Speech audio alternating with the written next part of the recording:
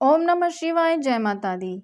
आज मैं जानकारी लेकर आई हूँ पशुपति व्रत की। पशुपति जो व्रत होते हैं भगवान भोले शंकर को समर्पित होते हैं। जब आप बहुत ज़्यादा परेशानियों में घिरे हुए हों, उन परेशानियों का आपको कोई भी निवारण नहीं मिल रहा हो और आप अपनी परेशानियों को किसी को बता भी नहीं पा रहे हो, तब यह व्रत अपनी मनोकामनाएं पूर्ण अवश्य करने के लिए कीजिए। पशुपति जो व्रत होता है वह व्रत भगवान शंकर पर पूर्ण विश्वास रखकर किया जाता है। पशुपतिनाथ व्रत के क्या नियम हैं और इस व्रत की क्या विधि है, इसके उद्यापन कैसे करना है, आइए पूरी जानकारी मैं आपको देती हूँ। पशुपति व्रत कब करें? पशुपति व्रत को किसी भी महीने से आप सोमवार हो, चाहे वह शुक्ल पक्ष का हो, चाहे वो कृष्ण पक्ष का हो, आप प्रारंभ कर सकते हैं। शास्त्रों के अनुसार इस व्रत को करने के लिए किसी भी विशेष महीने का होना ज़रूरी नहीं होता। केवल आप सोमवार का दिन हो और आप अगर करना चाहें तो आप ज़रूर कीजिए। पशुपति व्रत को कितनी संख्या में करना चाहिए? तो इस व्रत को 5 सोमवार करने का विधान है। वैसे तो आपकी जो मनोकामना होती है 5वां सोमवार आने से पहले ही पूर्ण हो जाती है। अगर आप फिर से व्रत करने की सोचें तो आप एक सोमवार को आप छोड़कर अपना जो व्रत है उसको दोबारा से प्रारंभ भी कर सकते हैं। पशुपतिनाथ व्रत की जो विधि है बहुत ही ज़्यादा और व्रतों से थोड़ी अलग होती बहुत सिंपल है, लेकिन इसमें कुछ नियम होते हैं जो आपको जानना बहुत ज़रूरी है। तो बात करते हैं पशुपति व्रत की विधि। आप पशुपति व्रत जिस सोमवार से करना प्रारंभ कर रहे हैं उस सोमवार को आपने स्नान करना है, स्वच्छ वस्त्र धारण करने हैं और 5 सोमवार व्रत करने का आपने यह संकल्प लेना है। फिर आप अपने आसपास के शिवालय या कोई भी शिव मंदिर हो वहाँ जा सकते हैं। अपनी पूजा की थाली आपने सुबह और शाम जाना होता है। अपनी पूजा की थाली में धूप, दीप, चंदन, लाल चंदन, बिल्व पत्र, पुष्प, फल और जल लेकर जाना होता है और शिव भगवान का अभिषेक करना होता है। इस थाली को घर आकर ऐसे ही रख दें। जब आप शाम की जो पूजा होती है प्रदोष काल में जो पूजा करते हैं वह थाली लेकर आपने उसी थाली को आपने उसमें मीठा जो प्रसाद है वह आपने बनाकर रख लेना है और उसमें क्या करना है, मीठा प्रसाद रखना है और साथ में रखने हैं 6 दिए। 6 दिए लेके जाएं आप मंदिर में और प्रसाद रखें। मीठे भोग प्रसाद को बराबर 3 भाग में बांट लें। जी हाँ, जो प्रसाद आप बनाएंगे चाहे वह हलवे का हो चाहे खीर का हो, हलवे का 3 भाग में बांटना आसान हो जाएगा इसलिए हलवे का बना सकते हैं। हलवे का या किसी भी कोई भी प्रसाद आप लें उसको 3 बराबर भाग में बांट लें। 2 भाग जो होते हैं भगवान शिव को आपने समर्पित करें। बचा हुआ जो 1 भाग होता है अपनी थाली में रख लें।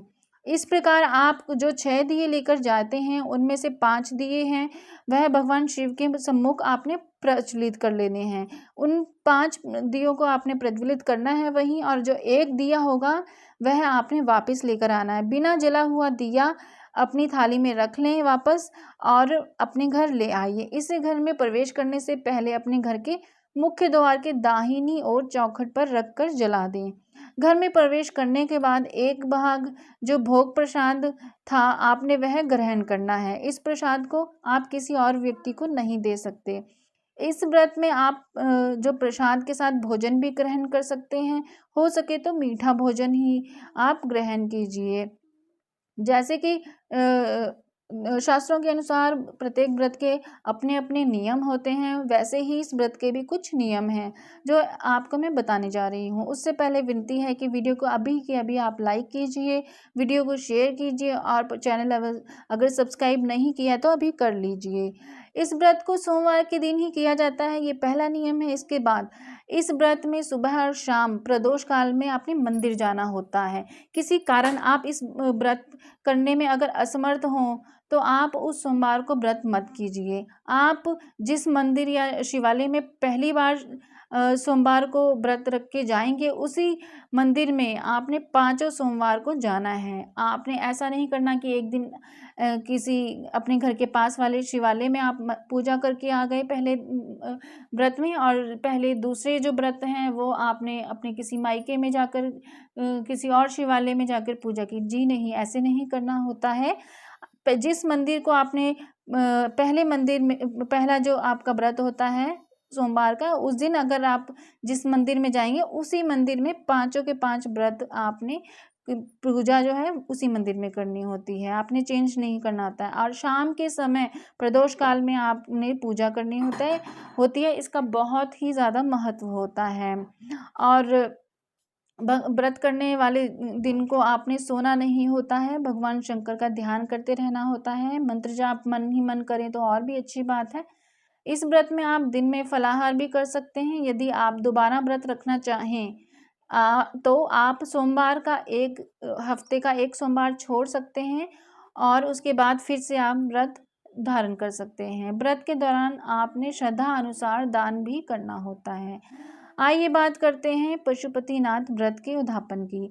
पशुपति व्रत को 4 सोमवार तक दी गई विधि से आपने जो पूजा अर्चना होती है वह करनी होती है। जब 5वां सोमवार आता है और जब 5वां सोमवार हो उसको जब आप शाम को प्रदोष काल के समय मंदिर जाएं तब अपनी पूजा की थाली में भोग प्रसाद दिया जो 6 दिए रखे होते हैं वह, और साथ में आपने लेकर जाना है एक नारियल जो बालों वाला हो, खंडित ना हो, और उसके ऊपर आपने 5 या 7 की संख्या में मौली लपेटनी होती है और आप उसे अपनी थाली में अपने साथ ले जाएंगे। इसको आप भगवान शिव को चढ़ा दें। हो सके तो 108 बिलपत्र लेकर आप जा सकते हैं मंदिर में, या 108 पुष्प लेकर भगवान भोलेनाथ को जाकर चढ़ा सकते हैं, उनका श्रृंगार कर सकते हैं। और श्रद्धा अनुसार आप ज़रूर दान कीजिए थोड़ा सा, क्योंकि अगर आपके व्रत में कोई कमी बड़ी या पूर्ति नहीं हो पाती है तो वह, अगर आप कोई दक्षिणा या दान करते हैं तो वह भी कमी पूरी हो जाती है। आप ओम शिवाय नमस्तुभ्यम का जाप कर सकते हैं। और आप जैसे कि व्रत होता है उस दिन आप अभिषेक करना चाहें वह कर सकते हैं, भजन कर सकते हैं, कीर्तन कर सकते हैं। और महत्वपूर्ण जगह जैसे शिव ज्योतिर्लिंग होता है वहाँ पशुपतिनाथ मंदिर या नीलकंठ बटेश्वर धाम शिव मंदिर, आप वहाँ के भी दर्शन कर सकते हैं। तो ये थी जानकारी पशुपतिनाथ व्रत की, जो बहुत ही ज़्यादा चमत्कारिक रूप से आपके जीवन में आपकी मनोकामनाएं आपकी परेशानी को दूर करेंगे, मनोकामनाओं को पूर्ण करेंगे। मैंने हमेशा सुना है इस व्रत में 5 की संख्या में व्रत रखते हैं। अगर आप ये 5 व्रत रखते हैं संकल्प लेकर तो अपनी मनोकामना बोलकर और संकल्प लेकर, आपने पहले दिन मनोकामना और संकल्प बोलनी होती है जिस दिन आप पहला व्रत रखते हैं सुबह सुबह। उसके बाद आपका जो 5वां व्रत होता है उससे पहले ही आपकी जो परेशानी होती है, आपके कष्ट होते हैं जो बहुत पूरी तरह से दूर हो जाते हैं। आपके कष्ट परेशानी ऐसे छूमंतर हो जाती है कि आप खुद कहते हैं कि भोलेनाथ भगवान ने आपकी सुन ली। ये व्रत बहुत ही ज़्यादा चमत्कारिक रूप से आपके जीवन में आपके परेशानियों को, आपके कष्टों को दूर कर सकते हैं। और व्रत जो करना चाहें पूर्ण श्रद्धा आस्था के साथ व्रत रखिए, बहुत ही अच्छी बात है, रख सकते हैं व्रत आप। और ये थी जानकारी पशुपतिनाथ व्रत की। आगे मैं जानकारी लेकर आती रहूँगी। आपसे विनती है वीडियो को लाइक कीजिए, चैनल को सब्सक्राइब नहीं किया है तो ऐसे ही अच्छी जानकारियाँ पाने के लिए आप चैनल को ज़रूर सब्सक्राइब कर लीजिए और वीडियो को शेयर ज़रूर कीजिए। अब तक के लिए इतना ही। ओम नमः शिवाय।